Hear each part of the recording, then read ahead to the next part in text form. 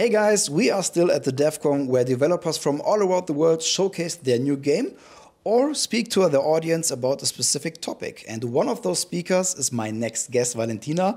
But before we get to know you a little bit better, I want you to introduce yourself. Yeah, my name is Val Tamer, and I'm a senior narrative designer at Ubisoft Paris Mobile right now. In the past, I've also worked for Daedalic Entertainment on the Pillars of the Earth, for example, and also for King on the Candy Crush franchise. And in both of these cases, I was a narrative designer. Speaking of your job as a senior narrative designer, can you give us an insight in your work and how you are narrating games? Well, the job of a narrative designer is basically if you take a game writer, so somebody who writes stories for video games, and then put a focus on the specific narrative tools that are unique to video games. So it's almost like a narrative director of sorts for the video game. So that means that you're not only writing the plot and the dialogue and characterizations and such, but you also create the narrative systems that define how the story is being told in the game. Like, what tools are we using? How are they triggered? Is there interactive or like an interactive part or non-linearity? Is there some AI involved? Anything like that, and also how to infuse narrative into all aspects of the game, like the character design, environment design, the game design itself, so that basically the narrative designer is collaborating a lot with the other crafts in order to infuse the narrative that they make up in all aspects of the game, and it's everywhere. And not only in the text and dialogue, but everywhere. So making things fit together and make it most enjoyable for the player. Exactly. And in my case, I'm both a narrative designer and a game writer, but that's not always combined. Some people are only on the narrative design part, but I also write the story and lore and dialogue and such. All right, you are now in the business for 8 years, and you wrote and designed for numerous PC and console and mobile games. I'm wondering if there are any differences in between narrating stories for these different types of games. Yeah, definitely, for sure. There's a difference between genres, there's a difference between platforms, and these differences can be seen in the game design, and if the game design is different, then the narrative design has to be different too. For example, on mobile, on average, players have shorter play sessions and can't pay that much attention, and they often play without sound, so that limits how you tell the story. How much you can rely on the player remembering, how much attention you can rely on getting from them. And yeah, if they play without sound, you can't rely on sound being like the major storytelling medium. And on console and PC, they usually sit down and fully immerse themselves in the story. And so you can work with other tools, basically. You can have longer play sessions and rely on those. But it really depends on the game genre, because if you have a casual mobile game, super short play sessions. But if you have a mid-core or quasi AAA mobile game, and players are more likely to sit down on their couch and play it there, even though it's on phone, then you can play with a little more in regards to attention. So you always need to consider which situation is the player in now and how big I can make a game. Even in playtime, I think a mobile game is definitely not as long as a console or PC game. It really depends. There are some mobile games that are designed to go on for a really long time. I mean, if you look at cross-platform games that are coming up, like recently, like Genshin Impact, it's basically a full-blown RPG on phone, and it has a long play time. But you have shorter play sessions on average. So it's not necessarily about making a game short, but making the play sessions short. All right. Why did you choose to become a narrative designer, and how did you achieve it? Yeah, that was like a funny story. It was more like the narrative designer job chose me. Before I even started studying anything, I considered my interests, and those were like storytelling and psychology and art and computers. So I thought about studying animation to become an animator. And then I found out that there are schools that offer game design courses. And I thought, I've been playing video games since I was small, and video games sound really cool too, and they also combine all these elements, basically. So I began studying game design, and how I even got to that narrative design part was that I had a break between schools because I switched schools at some point, and I wanted to have an internship because otherwise I would sit around for months. And I applied to Daedalic Entertainment, because they had a game design internship. And I thought, yeah, that sounds interesting. But I didn't get that internship. But they asked me if I wanted to have a game writing internship instead, because I mentioned that in my hobbies. So I was like, well, that's an internship. I'm taking it. And so I worked there for, I think it was like half a year. And so I got an insight into that job. And then I finished my studies, and during student projects, I always realized that I was the only one caring about story. Like narrative-driven story video games is something that I just enjoy as a gamer. So I always thought about, okay, but what's the story of our project? Like, what's the narrative background? I don't know, we're just creating cool game mechanics, and then it's going to be fun. I'm like, yeah, but what's the setting? What are we going to base our aesthetic around? What's the protagonist going to be? We can't just have, we could have just blockouts, but I want you to know what the story is.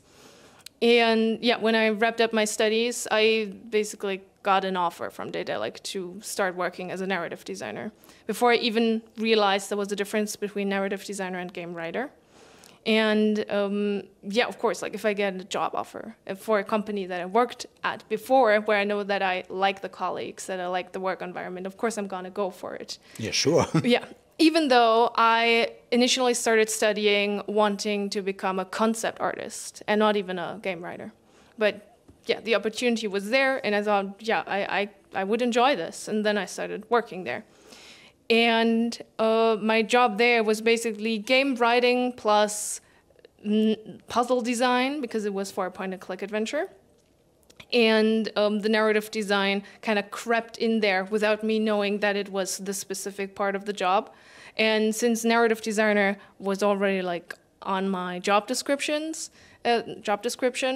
the subsequent jobs would end up just me realizing more what the unique aspects of narrative design are, and just going further down that specialization. That sounds really good. You mentioned that you are a gamer as well.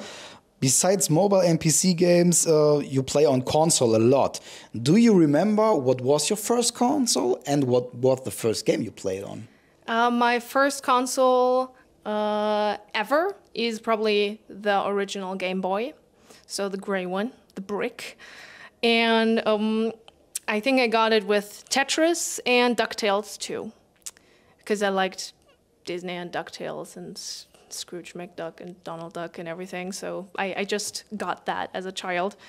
And I played the hell out of both of these games. And then a little bit later, probably a year or so, I received a Nintendo 64. And I think my first game for that was Super Mario 64, which just came with a bundle, I think. But I still played it a lot and played it repeatedly. And besides that, one of the first ones for that was also, I think, Yoshi's Story, because that was my favorite Nintendo character at that time. And then just more Nintendo games were added. And one of the earliest ones were also both for Game Boy and for Nintendo 64, Pokemon Blue and Pokemon Stadium. Do you still play games on Nintendo 64, or which games do you play nowadays, if you find time for it? Yeah, finding time for it is tough. Every now and then I do take out my old consoles. I still have most of them.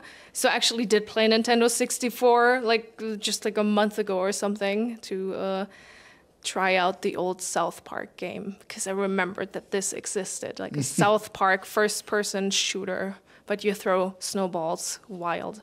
But on Nintendo 64? On Nintendo 64. I can't remember that game, yes, to be honest. That was the first South Park game that was released 1 year after, I think, 1 year after the series was even first broadcasted. It was like a really early South Park game and a first-person shooter, very strange choice. I remembered I had that, so I took a look again. But otherwise, I usually play console games. I like action adventures and narrative-driven shooters.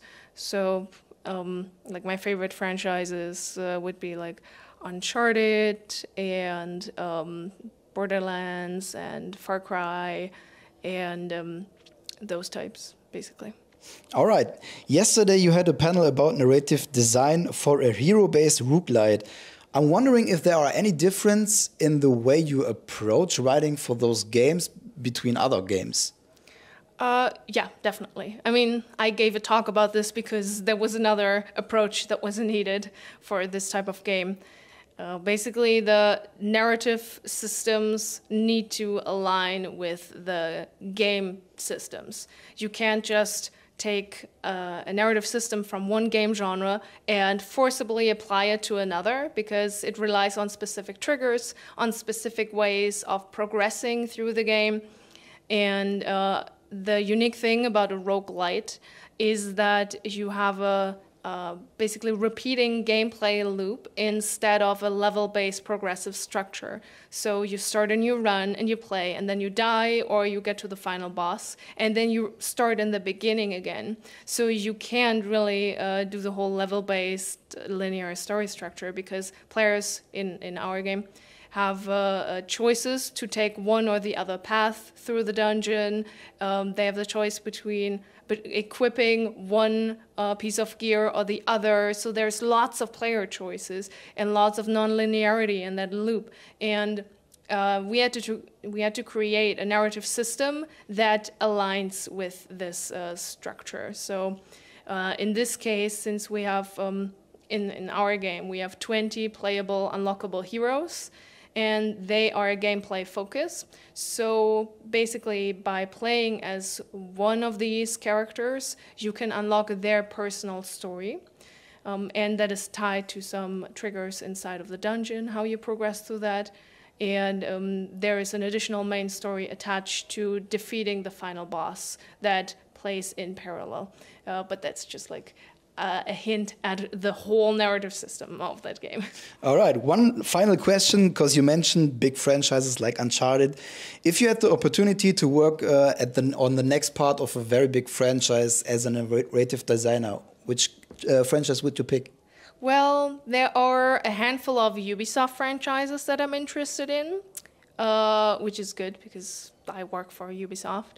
I enjoy Assassin's Creed. I enjoy Far Cry, those two, for example, but also outside of Ubisoft, I really enjoy the Borderlands games and would enjoy working on those. Maybe we see you one day as narrative designer for a new Borderlands in the credits. Who knows? Who knows? I wish you luck for that. Thanks. Thanks for your time and enjoy your stay. Thank you.